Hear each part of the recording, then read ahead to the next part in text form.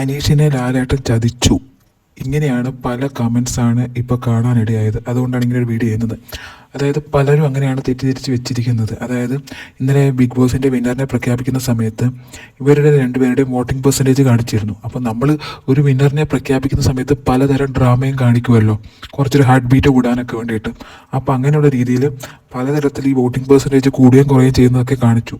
അപ്പോൾ അതിനുശേഷം ഒരു പ്രത്യേക പോയിന്റ് എത്തിയപ്പോൾ, അതായത് 42.7%, അത് കൃത്യമായിട്ടുള്ളൊരു കണക്കാണത്, 42.7% എന്നുള്ളൊരു ഇതെത്തിയപ്പോൾ രണ്ടുപേരുടെയും വോട്ടിംഗ് അങ്ങ് നിന്നു.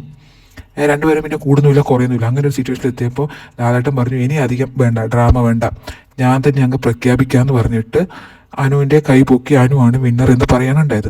പക്ഷേ ഇത് പലരും തെറ്റിദ്ധരിച്ചു. പ്രത്യേകിച്ച് അനീഷ് ഫാൻസ് എന്താ പറയുക, അവർക്ക് ഇഷ്ടപ്പെടുന്ന ഒരാളല്ലല്ലോ വിന്നറായത്. അതുകൊണ്ട് കൂടിയായിരിക്കാം അവർ തെറ്റിദ്ധരിച്ചിരിക്കുകയാണ്. കാരണം ലാലേട്ടൻ്റെ സ്വന്തം ഇടപെടലിലൂടെ അനുവിനെ വിന്നറാക്കി എന്നുള്ള രീതിയിലാണ്.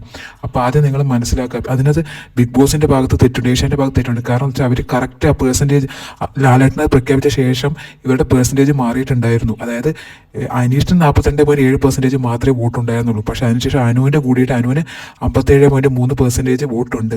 പക്ഷെ അതിനുശേഷം വിന്നറിനെ പ്രഖ്യാപിച്ച ശേഷം ക്ലിയർ ആയിട്ട് ആ ഒരു വോട്ടിംഗ് പെർസെൻറ്റേജ് നമ്മുടെ ഇതിനകത്ത് ടെലികാസ്റ്റ് ചെയ്യുന്നില്ല ടി വിയിൽ.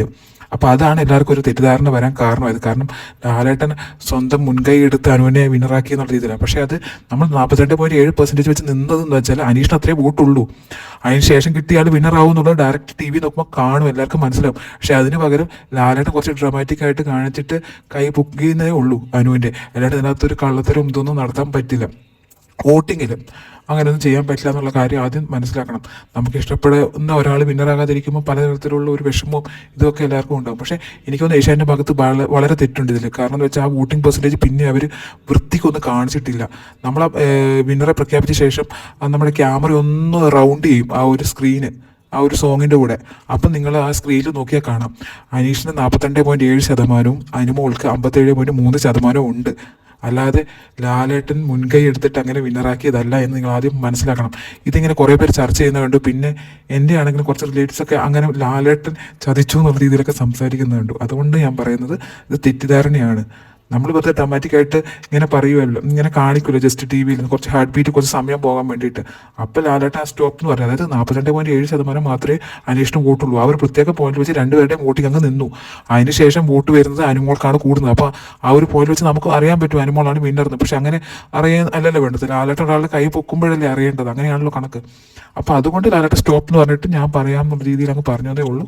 വോട്ടിംഗ് പെർസെൻറ്റേജ് അനുവിന് 57.3 ആണ്, അനീഷിന് 42.7 ആണെന്ന് മനസ്സിലാക്കുക.